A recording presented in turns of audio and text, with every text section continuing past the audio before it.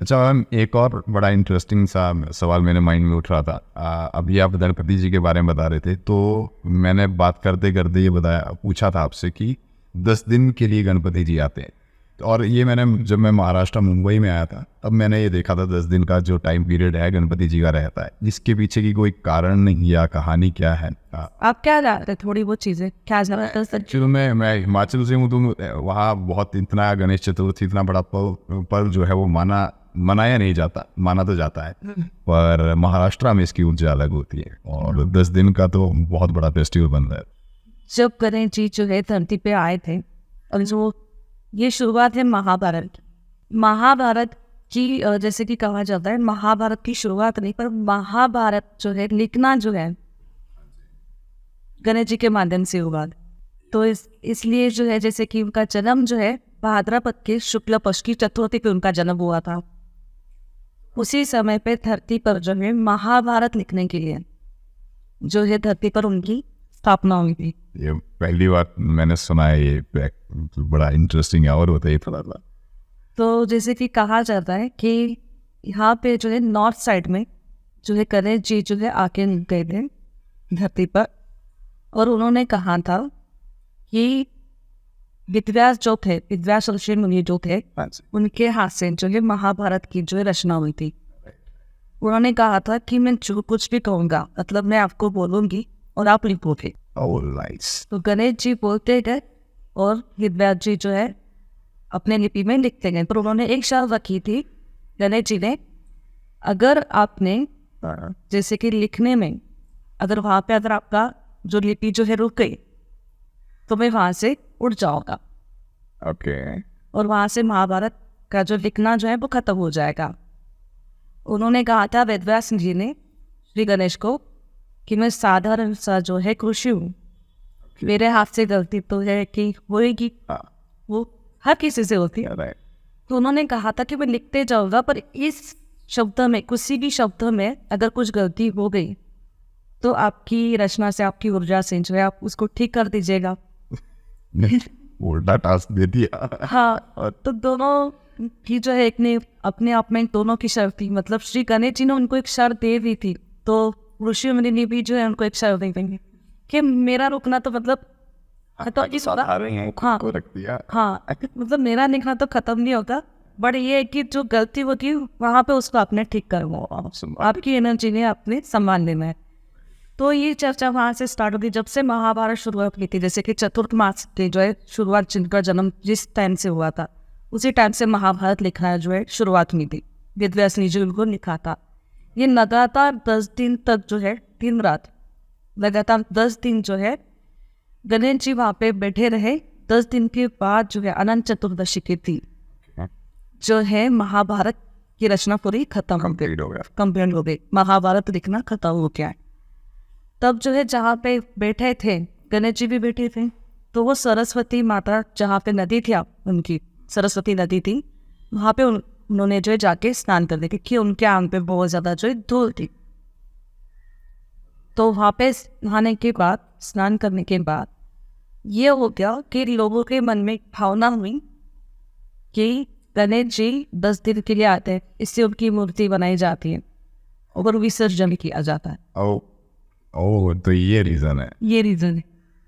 तो बड़ा शॉकिंग भी है क्योंकि हमने महाभारत इतनी देखी है और पढ़ी भी है, और अब ये चीज़ पता नहीं। बहुत इंटरेस्टिंग है। महाभारत की जब रचना की जो शुरुआत उन्होंने की थी, तो उनकी अंत करने के लिए वो 10 दिन के लिए धरती पे आए थे। और ये 10 दिन का वही टाइम पीरियड है, 10 दिन का वही टाइम पीरियड है। दोनों मतलब खास करके 10 दिन जो है उन्हीं के लिए जो है धरती पर आते हैं। तो उनके आगमन से जो है बहुत सारी चीज़ें होती है। मतलब ये होता है कि एक कहीं ना कहीं महाभारत की पूरी रचना करने के लिए भी आए थे। इस समय पे पता है कि जो भी राइटर होते हैं, स्टोरी राइटर होते हैं, जो भी चीज़ें मैनिफेस्ट करने वाले होते हैं कि मेरी ये मनोकामना पूरी हो जाए, मनोकामना हमारी पूरी होने के लिए 10 दिन के लिए घर पे गणपति बिठाते हैं। तो क्यों बिठाते हैं? तो महाभारत का ख़त्म होना कहीं ना कहीं, लिखती और ख़त्म होना कहीं ना कहीं हमारी एनर्जी, हम बनते हैं कि हमारा एक गोल है, एक मोटिव है, हमें ये गोल करके मोटिव करके ख़त्म करना है। तो इसलिए 10 दिन के लिए वही चीज़ माने जाते हैं कि मेरा ये गोल है, मुझे करना है, मुझे चीज़ अचीवमेंट करनी है। तो 10 दिन के लिए श्री गणेश जी को इसलिए पूछा जाता है कि हमारा भी मोटिव जो है जिसके लिए आप हमें जो है सहकार्य करें और हमारी चीज़ें ठीक हो जाए। जैसे बहुत सारे लोगों के मन में जितनी भी भावनाएं होती, किसी का घर हो जाए, किसी की अच्छी जॉब मिल जाए, किसी को अच्छा उनका कार्य हो जाए, किसी को अपना लाइफ पार्टनर अच्छा मिल जाए, बहुत सारी मन में चीज़ें होती है। बट तो ये सारी चीज़ें यहाँ पे होती है। खास करके यहाँ पे तो अगर आप देखना स्टार्टिंग से लेके एंड तक जो भी स्टोरी राइटर होते हैं, जो भी मूवी राइटर होते हैं, ये स्क्रिप्ट लिखना स्टार्ट करो। सीरियसली ये आप काफ़ी देखना इन टाइम पे इजी हो जाते हैं कि उनको पता है कि कहीं ना कहीं इस टाइम पे अगर स्टोरी या फिर कहीं फिल्म की स्टोरी नहीं हुआ तो कहीं ना कहीं मतलब ये सक्सेस की तरफ तो मुझे नया मोड़ मिल जाएगा। तो इस 10 दिन का जो है यहाँ पे पड़ा हो जाता है कि आप 10 दिन में जो है गणेश जी को कैसे पसंद करते हैं, उनको मन को कैसे रिझा के रखते हैं, क्योंकि कहीं ना कहीं बुद्धि की देता है तो बुद्धि कहीं ना कहीं बिजी होनी चाहिए, व्यस्त होनी चाहिए। तो इसलिए जोरों शोरों से नाच गाने से जो है उनका मन पसंद किया जाता है। उनको डेकोरेशन काफ़ी ज़्यादा पसंद है, डेकोरेशन किया जाता है, उनका आगमन किया जाता है। तो वही चीज़ है ना कि देखो डेकोरेशन हम करते हैं तो प्लास्टिक का ज़्यादा इस्तेमाल करते हैं, तो राज हो गया, सर हो गया उनका, ये चीज़ होती है। नीचे अगर हम टेबल रखते हैं तो जैसे कि अर्थ एलिमेंट हो गया तो पूरा शरीर का पार्ट हो गया, ये चीज़ वहाँ पे हम मकर स्थापित करते हैं। उनकी पूजा अर्चना, जैसे मैंने पहले प्लानट के हिसाब से आपको पूजा अर्चना ढालना कि वो चीज़ें वहाँ पे रखी जाती है। दिया रखा जाता है क्योंकि सोल आत्मा, दिया हम घी का दिया क्यों जलाते हैं, क्योंकि हमारी सोल होती है, दिया हमारा सोल है जो आत्मा के माध्यम से निकलती है। जैसे कितने मृत्यु के बाद हमारा दिया की तरह से जो है की बात है जितनी उतनी हमारे सोल निकल जाती, तो इससे दिया लगाया जाता है। ये सारी चीज़ें यहाँ पे पूरी चीज़ें जो है उनके लिए की जाती हैं।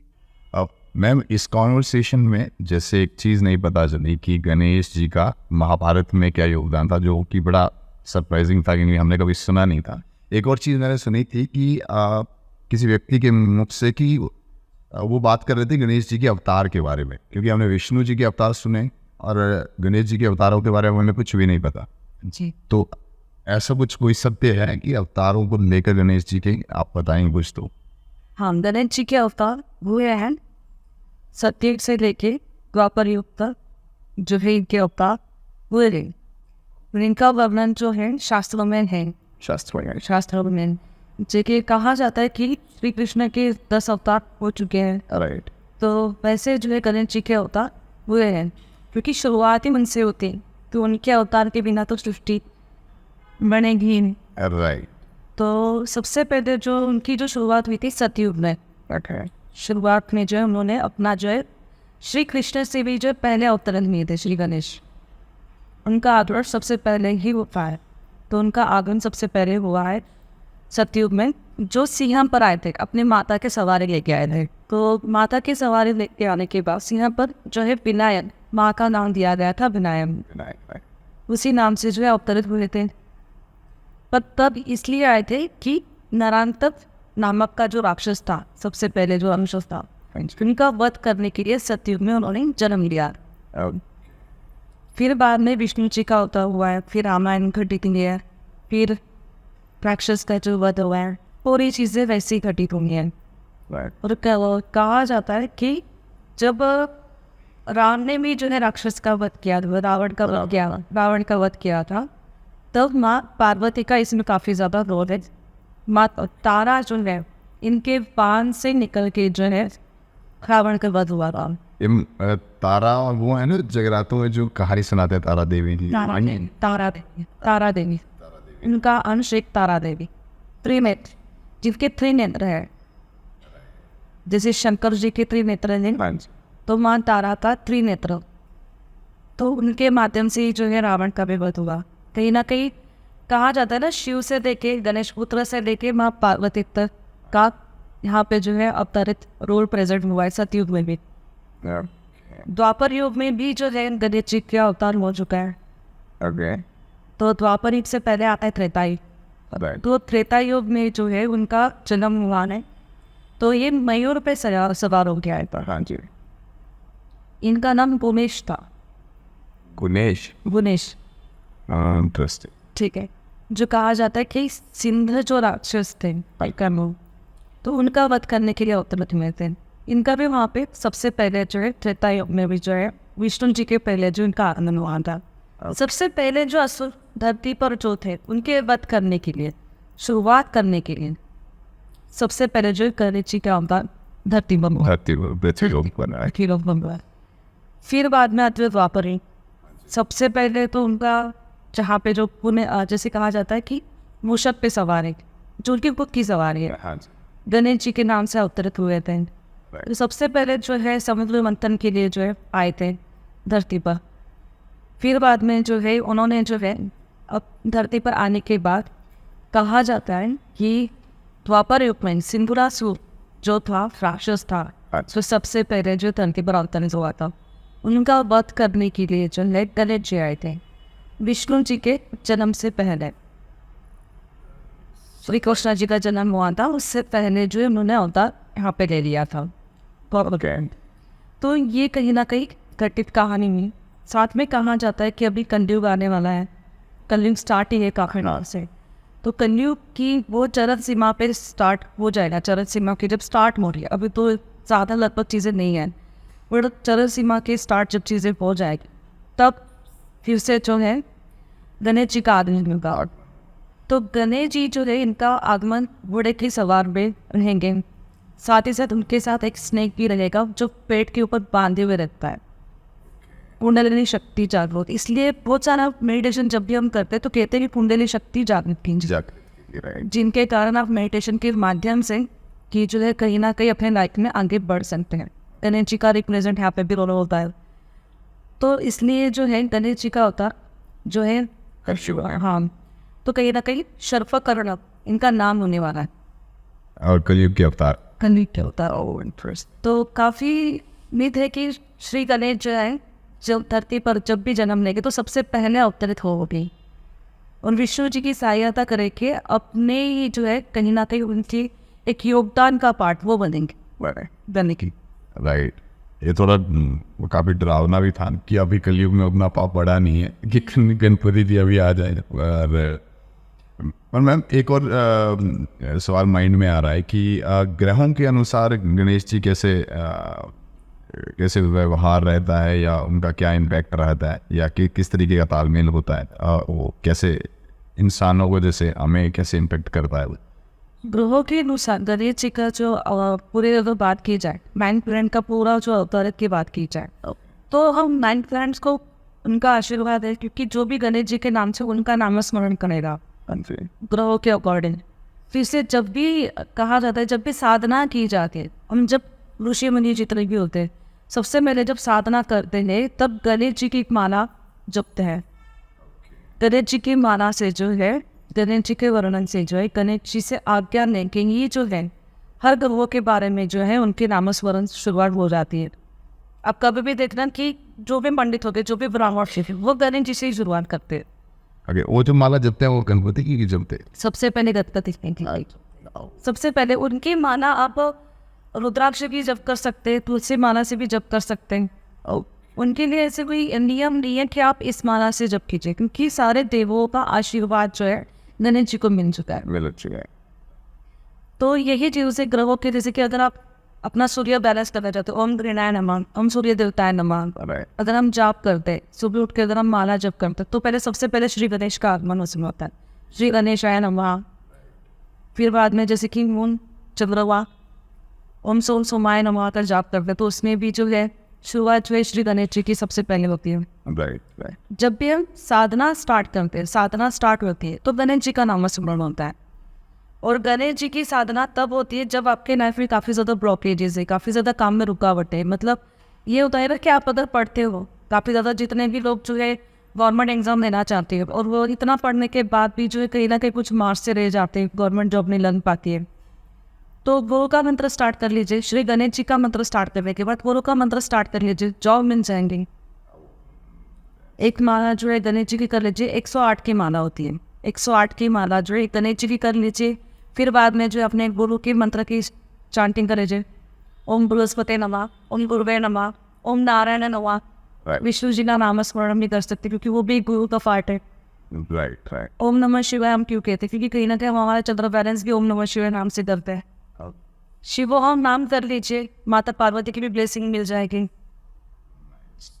श्री गणेश के नामस्मरण के साथ अगर हम शिवोहम नाम का जप करते हैं, इससे आपको ब्लेसिंग मिलेगी। सोल, आपकी आत्मा, बॉडी आपका ठीक रहेगी, आप कहीं ना कहीं बैलेंस रहेगी, बॉडी के जो पार्ट्स है आपके बैलेंस रहेंगे, आपका मूलाधार चक्र बैलेंस हो जाएगा, आपकी ईड़ा नाड़ी पीड़ा नाड़ी जो 7 चक्रास की होती हैं वो स्ट्रांग हो जाएगी, उसकी एनर्जी कन्वर्ट हो जाएगी, कि मंदिर के देवता है। नाइस। तो हमारे चीज़ें हम काफ़ी सारे जो है ना 9 प्लैनेट्स है कि श्री गणेश से शुरुआत करके जो हमारे 9 प्लैनेट्स को ठीक कर सकते हैं। इससे हमारे मंत्रों के उच्चारण से हम हमारे 7 चक्रास पे बैलेंस करते हैं। तो 7 चक्रास बैलेंस कर रहे हैं, तो नम मूलाधार चक्र का हो गया, नमोदर आए नम,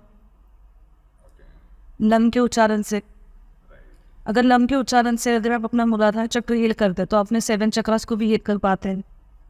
सबसे बेसिक चक्र होते हैं ना रूट चक्र, जैसे कि कमर दर्द है, पैर में बहुत ज़्यादा दर्द है, काफ़ी ज़्यादा लोगों को शिकायत है कि पैर के दर्द है, नम का उच्चारण करना स्टार्ट कर लीजिए, गणेश के मंत्र के उच्चारण स्टार्ट कर लीजिए, तो चीज़ें ठीक हो जाएंगी। अगेन दोबारा मैं कहूँगा, एक बार तो बचपन में थोड़ा सा धोखा हो गया, और दो इन द सेंस वो एस्ट्रोलॉजी वाले, और दूसरा एक और ये आ रहा है कि कॉलेज टाइम में आप हमें मिल गए होते तो हमारी सरकारी नौकरी पक्की हो जाती, हमारे घर वाले बड़े खुश होते, थोड़ा लेट होते गए हैं जीवन में। चलो बड़ा इंटरेस्टिंग है मैम। चलो अब हमने बहुत जान लिया जो आउट रहा है, अब थोड़ा सा मैं मीन हो रहा हूँ, मुझे खुद के बारे में अब थोड़ा सा जानने की इच्छा हो रही है कि जैसे मैं मुंबई शहर में हूँ, तो यहाँ पे बहुत बड़ी समस्या होती है घर लेना, और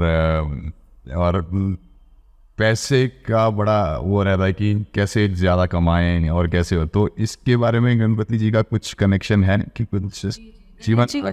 सबसे पहले जो है माध्यम दिया गया है कि वास्तु के लिए तो सबसे बड़ा माध्यम देंगे कि हम जब भी वास्तु भी करते हैं तो हम श्री गणेश जी की पहले स्थापन करते हैं, श्री गणेश जी की जो है पूजा होती है, श्री गणेश जी की पहले सबसे पहले पूजा होती है, फिर बाद में सत्यनारायण करते हैं, श्री विष्णु जी को बुलाते हैं। तो गणेश जी को जैसे कि अगर हमारा घर नहीं हो रहा है, काफ़ी टाइम से घर नहीं हो रहा है, तो डेली जो है 10 माला श्री गणेश जी के माला आप कर सकते हैं, और बाय तो या फिर मंगलवार के दिन कीजिए, बस पॉसिबल नहीं है, पर अगर 10 माला आपकी लगभग 1 घंटे में हो जाती है। श्री गणेशाय नमः का मंत्र का जप बहुत ही ईजी है, क्योंकि बहुत बड़ा अगर मैं मंत्र बताऊंगी तो नॉर्मल आजकल के पीपल नहीं करते हैं। तो जैसे कि हम मंगलवार के दिन मंदिर सब लोग जाते ही हैं, मंदिर ना जाके अगर आप घर पे ही श्री गणेश जी की अभिषेक करके, दूध दही पंचामृत से अभिषेक करके गणेश जी को चंदन लगा के, अत्तर लगा के, धुलवा चढ़ा के, और हाथ में जो है हमें चावल रखने, 21 चावल के दाने, और कहते संकल्प लिया जाता है कि कहना है कि मेरा घर होना चाहिए, आपका नाम लेना है, और आपका नाम लेने के बाद आपके घर की जो है घर की बातें आपने 3 बार बोलनी, मैनिफेस्ट करना है। हाँ, 3 बार आपने चीज़ बोल दी कि मेरा घर हो गया है, होना चाहिए नहीं, हो गया है, बस मेरा घर हो गया, 3 बार आपने बोलना है, और माला स्टार्ट कर देंगे, ओम श्री गणेशाय नमः, ओम श्री गणेशाय नमः, ओम श्री गणेशाय नमः। तो ओम क्या है? ओम हो गया शिव, श्री होती माता पार्वती, गणेशाय नमः प्रसन्न होने को।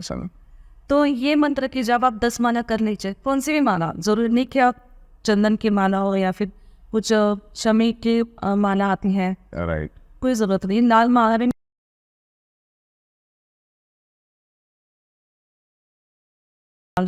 चंदन होते उनकी माला से आप जप करें, वो भी कर सकते हैं। तो ये 10 माला जो है आप मंगलवार के दिन करना स्टार्ट कर लीजिए, लगभग 3 महीने भी करते हैं तो आपका घर बन जाएगा, लाइफ सॉर्टेड सी हो जाएगी। यस। और कहीं ना कहीं अगर आप डेली जो है लम का उच्चारण, जैसे हम ओम का उच्चारण करते हैं, डेली अगर हम लम का उच्चारण 108 बार करते हैं मेडिटेशन के माध्यम से, तो आपका रूट चक्र हील हो जाता है। धरती माँ जो है कहीं ना कहीं आपको होता है ना कि रूट चक्र हील होने से कहीं ना कहीं अर्थ एलिमेंट आपका बैलेंस हो जाता है, अर्थ एलिमेंट बैलेंस होने के बाद आपका घर बन जाता है। ये काफ़ी मतलब एक लाइन से होता है ना कि कहीं ना कहीं कनेक्शन हमारा वहाँ में बन जाता है। यस, मेन इम्पोर्टेंट चीज़ है कि मैनिफेस्टेशन। मैम मेरा कॉलेज वाला टाइम तो निकल गया है, बट जो अभी मौजूदा यंगस्टर्स हैं जो कि अभी पढ़ाई कर रहे हैं, और उनके लिए उपाय कि क्योंकि कंसंट्रेशन बढ़े, उनका ध्यान ज़्यादा एकाग्रित हो, कुछ उसके लिए होगा? हाँ, जिससे ज़्यादातर तो उनका ध्यान बढ़े और पढ़ाई करें बच्चों के लिए। तो श्री गणेश जी की मूर्ति आती है जो उनके हाथ में किताब होती है। हाँ जी। तो अगर बच्चा नहीं पढ़ पा रहा है तो वो मूर्ति जो है आप जो है वो स्टैचू जो है उनके टेबल पर रख सकते हैं। ओके। और और कहीं ना कहीं आप उनके वॉल पे श्री गणेशाय नमः 3 बार लिख लीजिए रेड पेन से। या फिर जहाँ पे डेस्क पे पढ़ाई करते हैं श्री गणेशाय नमः अगर आप लिखते हैं और चावल के 21 दाने वहाँ पे रखते हैं तो बच्चा जो है अपने आप पढ़ने लग जाता है। नाइस। कहते हैं कि सरस्वती माँ को भी रखना चाहिए, पर सरस्वती माँ से ज़्यादा श्री गणेश जी को रखते तो काफ़ी ज़्यादा इसका फ़ायदा होता है। साथ ही साथ ये भी चीज़ें होती है कि प्लैनेट्स में थोड़ी सी चीज़ बताऊँ तो कि अगर बच्चे के प्लैनेट्स में दशा के हिसाब से राहु और चंद्रमा आ गया है तो नॉर्थ साइड में जो है आपने चांदी का स्टैचू चांदी की मूर्ति आती है गणेश जी की, आप रख सकते हैं। उससे भी काफ़ी ज़्यादा फायदा होगा। अगर राहु की महादशा बच्चे के लिए चल रही है तो, या फिर चंद्रमा की महादशा बच्चे के लिए चल रही है तो ये क्या होता है कि इससे क्या होता है बच्चे में चंचलता, बच्चे में काफ़ी ज़्यादा ये होता है ना कि बच्चे पढ़ते ही नहीं, कितना भी कुछ करने बच्चे नहीं पढ़ते। देख लीजिए उनकी दशा अंतर दशा में उनकी कुंडली के अकॉर्डिंग, आजकल ऐप तो आ चुके हैं, तो दशा के अकॉर्डिंग आप चंद्रमा की दशा या फिर राहु की दशा हो तब मन बार बहुत ज़्यादा चंचलता हो जाता है। केतु में तो बच्चा पढ़ लेता है बट राहु में नहीं पढ़ पाता, राहु में चंचलता आ जाती है। तो ये अगर दशा अंतर दशा चल रही हो तो चांदी की मूर्ति, छोटी सी भी मूर्ति जो है आप लाके जो है टेबल पे नॉर्थ में रख सकते हैं। अगर टेबल पे भी नहीं रख पाए तो नॉर्थ पे रख सकते हैं। ये चीज़ कर लीजिए, इससे काफ़ी ज़्यादा बेनिफिट होगा। और अब उनके लिए जो पढ़ाई पूरी कर चुके हैं और उनके जीवन में काम को लेकर रुकावटें आ रही हैं तो उनके लिए कुछ उपाय? गणेश जी का चांदी का कॉइन अपने वॉलेट में रख लीजिए, सिंपल एंड शॉर्ट। और वही से हमें कि 21 दाने गणेश जी के नाम की चावल की वॉलेट में ये रख लीजिए। और ये करना है कि अगर आप कहीं बाहर जाते हैं तो चंदन का इत्र लगा के निकले या फिर चंदन नाभि पर लगा के निकले तो आपके काम में रुकावटें नहीं आती हैं। काम में जो रुकावटें आती है वो सॉल्व हो जाती है। यस, ये कहीं ना कहीं अगर आप काम करते शुरुआत ही करते हैं ना, काम की शुरुआत करते हैं उसमें रुकावटें आ रही तो शुरुआत नहीं हो पा रही तो चांदी का कॉइन, तो इससे काफ़ी ज़्यादा जो परेशानी है दूर हो जाती है। काफ़ी सिंपल बोलते ना कि काफ़ी सिंपल तरीके से आप चीज़ें कर सकते हैं, क्योंकि हम बोलते ना कि आजकल के जो जीवन शैली में जो रह रहे हैं उन जीवन शैली में हम बहुत सारी चीज़ें नहीं कर सकते, पर थोड़े थोड़े चीज़ों से हमारा प्रॉब्लम जो है हम सॉल्व कर सकते हैं। Thank you so much ma'am.